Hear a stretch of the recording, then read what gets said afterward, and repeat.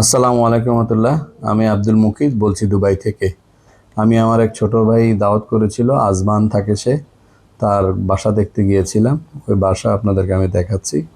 আপনারা এখন দেখতে পাচ্ছেন তারা যেখানে থাকে এই খাটগুলা, এগুলা বাং খাট বলে এগুলাকে। এই বাং খাটে দুইটা বেডও থাকে, তিনটা বেডও থাকে। এগুলা পার বেড 500 টাকা করে পেমেন্ট করা লাগে।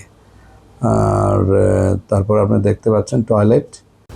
এই ওয়াশরুমটা 12 জনের মতো লোক ব্যবহার করে। এখানে থাকার স্ট্যান্ডার্ড এইটাই, এভাবেই থাকতে হয়। তারপরে এটা অনেক ভালো। তারপরে আপনাদেরকে দেখাবো মুরাক্কাবাদের লিভিং স্ট্যান্ডার্ড। এখানে আমি 2 মাস থেকেছি। এটা হলো আমাদের কিচেন। একটা কিচেনই 4টা চুলা, গ্যাস আছে। গ্যাস বাসার মালিক যিনি তিনি প্রোভাইড করেন। এখানে দেখতে পাচ্ছেন 2টা ওয়াশিং মেশিন। এই 2টা ওয়াশিং মেশিনে আমরা ইউজ করতাম। 28টা রুমে 56 জন থাকতাম এখানে আমরা। 56 জনের জন্য 3টা ওয়াশরুম। এটা আপনার একটা ওয়াশরুম দেখতে পাচ্ছেন, এইটা মাঝখানে।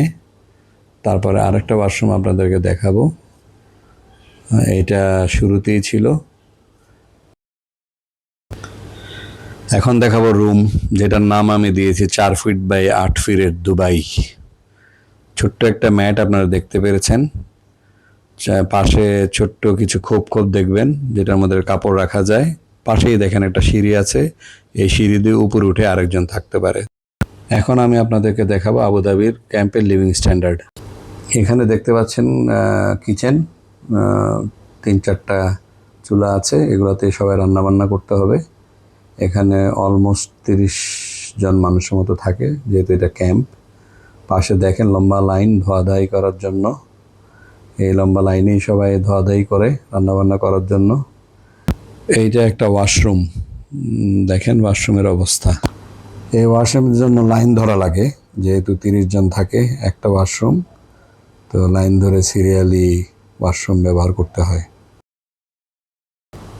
নিচে ছিল রান্নাঘর আর ওয়াশরুম, আর এই সিঁড়ি দিয়ে উপরে উঠে থাকার জায়গা। দেখেন একটা করিডোর, করিডোরের পাশ দিয়ে যেয়ে তারপরে সেই বাং বেড, যেখানে 3 জন করে এক এক বিছনায় থাকে। উপরে একজন, মাঝখানে একজন, নিচে একজন। পার পারসন 300 করে পেমেন্ট করা লাগে। বেডগুলো আপনারা দেখতে পাচ্ছেন।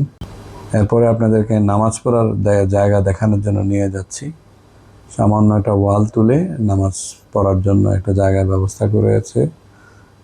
যারা নামাজ পড়ে এখানেই নামাজ পড়ে, কারণ মসজিদ অনেক দূরে।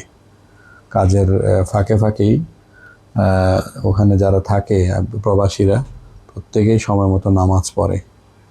নামাজের সময় মোটামুটি ভালো ভিড় হয়। যদি ভিডিও ভালো লেগে থাকে লাইক করবেন, সাবস্ক্রাইব করবেন, শেয়ার করবেন, পাশে থাকবেন।